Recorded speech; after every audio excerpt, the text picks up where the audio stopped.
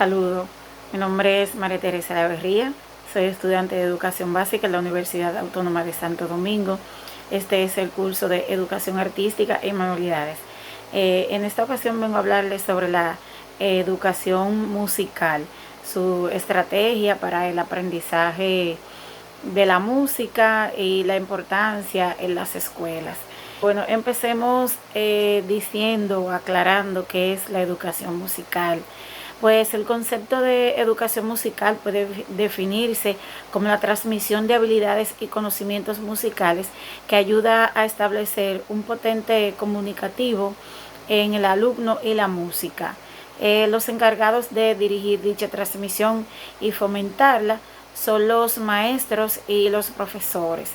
El término de educación musical comprende todo lo que rodea los procesos de enseñanza y aprendizaje con respecto al ámbito de la música, el sistema educativo, los programas educativos, los métodos de enseñanza, las instituciones, los responsables, maestros y pedagogos, etc. Hablemos un poco de cómo ha surgido y ha evolucionado la educación musical desde los tiempos atrás y la actualidad. Pues a partir del siglo XIX se empieza a desarrollar los métodos, modelos e instituciones musicales educativas que conocemos hoy en día. En este proceso de transformación se crean los coros en Alemania con recursos didácticos para la enseñanza musical. Toda esta práctica estaba permeada de valores religiosos y de valores humanistas. Debido a la industrialización, se utilizó la música para crear identidad nacional entre los países europeos. Este método propagandístico fue introducido mediante las instituciones educativas. Surgen los conservatorios, las universidades, liceos y academias. Lo introdujeron otras áreas, o sea, las universidades introdujeron otras áreas de estudios relacionadas con la música, entre las más importantes la etnomusicología, que acabaría en ser pauta para la visión humanista de currículo de las universidades a futuro, y otras instituciones como los liceos dedicados a la práctica y estudio de las bellas artes exclusivamente. Ya a partir de comienzos del siglo XX se produjeron grandes cambios en el ámbito de la educación musical, y durante varias décadas se desarrollaron diferentes métodos para avanzar en la formación del alumnado en relación con la organización del conocimiento y el enriquecimiento perceptivo, expresivo y comunicativo de la música. Hablemos un poco de cómo ha surgido y evolucionado la música o la educación musical en República Dominicana. Pues durante el periodo colonial los habitantes de Santo Domingo escuchaban sobre todo música importada de Europa. Como sabemos, ya después del descubrimiento de América y todo eso, que nuestro país pues empezó a reconocer culturas distintas, pero también hubo un intercambio significativo con las otras colonias españolas del Caribe. La adaptación latinoamericana de la contradanza española fue muy popular en toda la región, donde más tarde se desarrolló en formas como la danza. Todavía existen en Puerto Rico lo que se dice el danzón, en Cuba y otros géneros también relacionados. La historia de la música dominicana naturalmente comienza, claro, con nuestra independencia de España en 1821 y de Haití en 1844. Pues el merengue aparece por primera vez solamente una década más tarde. Aunque los orígenes de este baile son muy debatidos, parece haberse evolucionado a partir de la mezcla de estilos africanos y españoles vigentes en ese momento en todas las colonias españolas del Caribe.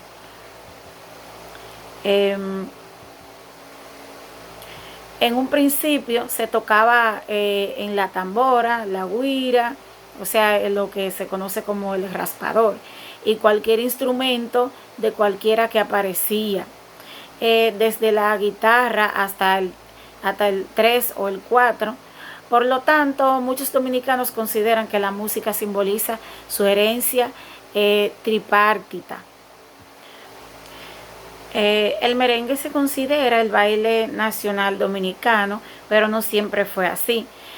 Por allá por la década de 1870 el merengue fue muy popular, pero el entonces presidente Espaillat lo prohibió por sus letras y su estilo de baile, pues se entendía que era un baile como muy sensual y que él y otros moralistas consideraban lascivo. Sin embargo, los músicos rurales lo mantuvieron vivo y cuando los acordeones llegaron a la isla en la década de 1880, con gusto intercambiaron sus guitarras para la nueva importación alemán, con su sonido más fuerte y su condición más portable. En la actualidad, otro estilo musical ha estado combatiendo ferozmente con el merengue para preeminencia en el gusto popular y el mercado internacional de la música americana latina. La bachata, pues esta surgió en la década de 1960 como una interpretación rural del bolero internacional. Se urbanizó gracias a los esfuerzos de Radamés Aracena y su emisora y sello discográfico Guarachita. Señores, Radio Guarachita, Dios mío, una reliquia, que también importaba la música jíbara puertorriqueña, los tríos cubanos y las rancheras mexicanas, que sirvieron de inspiración para muchos músicos de la bachata. Bueno, y por mencionar uno de los personajes que crearon un producto que era definitivamente dominicano, pues tenemos a Leonardo Paniagua y Luis Segura. Pues la danza y el folclore dominicano han evolucionado a lo largo de los años y han sido influenciados por una variedad de factores culturales y sociales. La danza tradicional dominicana tiene sus raíces, como mencionábamos antes, en la evolución de la música en sentido general en nuestro país. Con sus raíces, ha evolucionado con sus raíces africanas, europeas y caribeñas. A lo largo del tiempo se han añadido nuevas influencias y estilos a la danza, incluyendo la salsa, el merengue, la bachata y el reggaetón.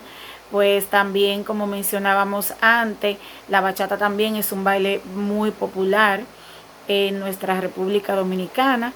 Pues el merengue es el más popular, pues es reconocido como el baile popular en todo nuestro país. Y bueno, pues durante mucho tiempo fue considerado como una danza vulgar y no se bailaba en los salones de bailes formales. Sin embargo, en la década de 1930 el merengue fue popularizado en las grandes ciudades y se convirtió en una danza de salón respetada. Hablemos de los estilos musicales o géneros musicales. Pues se distinguen tres grandes géneros musicales, que es la música culta, la música folclórica o tradicional y la música popular. Cuando hablamos de la música culta, hablamos de, esto se refiere también a música clásica. Esta es la música docta o académica. Esta conlleva por lo que sus intérpretes tienen que tener años de formación en un conservatorio. Por ejemplo, la ópera, que es un género que conlleva bastante años de experiencia para poder interpretarla. También la música folclórica o la música tradicional se ha transmitido oralmente de generación en generación al margen de la enseñanza musical académica como una parte más de los valores y de la cultura de un pueblo. Pues así pues tiene un marcado carácter étnico que normalmente la hace difícil de comprender a escala internacional. O sea, es como música que pertenece a un pueblo solamente y que pertenece a él y solo a él. No es como, por ejemplo, la bachata de Romeo no sé qué, que es algo mundial, no, sino se refiere a la cultura y la costumbre de un pueblo hecho música, digamos. Y también la música popular, esta se opone a la música académica, que como mencionábamos al principio, cuando nos referíamos a la ópera, pues estas se oponen totalmente a esta. Y es un conjunto de estilos musicales que, a diferencia de la música tradicional o folclórica, no se identifican con naciones o etnias específicas. Por la sencillez y corta duración de sus formas, no suelen requerir de conocimientos musicales elevados para ser interpretados. Para un ejemplo claro y rápido, el dembow de estos tiempos, señores, que con decir 2 o 3 frases tontas, bobas, ya hay un supuesto tema musical. Y al rato anda por ahí en todas las emisoras, en todos los radios, el carro, en fin, sonando por ahí en la calle. Continuamos hablando sobre cómo influye la música en la psicomotricidad de los niños. Pues esta influye de manera muy directa y positivamente, pues desarrolla la psicomotricidad y estimula la expresión corporal. Con la música el niño desarrolla y descubre sus posibilidades de movimientos y las posibilidades sonoras de su propio cuerpo, tomando de manera progresiva conciencia de su esquema corporal, y le ayuda a forjarse en una imagen más ajustada de sí mismo. Al bailar siguen el ritmo, encontrando una nueva forma de expresarse a través de su cuerpo. Pues la combinación de la música con el baile estimula los sentidos, el equilibrio, el desarrollo muscular, mejora su coordinación, facilitan el sueño y reduce el estrés. Pues al adaptar su movimiento corporal al ritmo de diferentes melodías, se contribuye al control rítmico, pues en totalidad de su cuerpo. Pues la relación que tiene la música con el aprendizaje escolar de los niños, pues es bastante importante. La música tiene un gran impacto en el aprendizaje de los niños, pues funciona como un método de enseñanza generador de un mejor ambiente en el aula. Bueno, para poner un ejemplo, los niños de inicial, mayormente las maestras de inicial, bueno, ya hasta en las plataformas digitales existen muchísimos cantos, por ejemplo, con las vocales, los animales, los colores, y esto es música, y la utilizan ahí pues para el aprendizaje de los niños. Pues música y educación han estado ligadas desde la antigüedad. Es como decía anteriormente, cuando se escucha música o se interpreta, el cerebro y la mente se activan en distintas áreas, despertando las emociones, la imaginación y los sentimientos. En concreto, la música afecta especialmente en la estimulación del hemisferio izquierdo del cerebro, que es el que tiene que ver con lo cognitivo y eso, encargado de la lógica, habilidades comunicativas, el lenguaje y los números.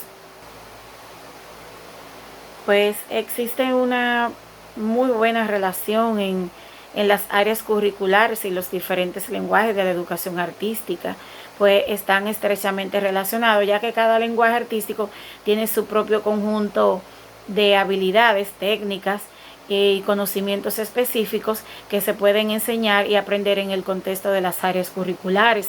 Por ejemplo, la música, el teatro, la danza, la pintura y la escultura son todos lenguajes artísticos distintos que se pueden enseñar en contextos de áreas curriculares de arte y música. Cada uno de estos lenguajes artísticos tiene su propio conjunto de habilidades y conocimientos que se pueden enseñar en el aula. Pues, por ejemplo, en matemáticas, que no es educación artística, pero se incluye, van de la mano, porque ahí están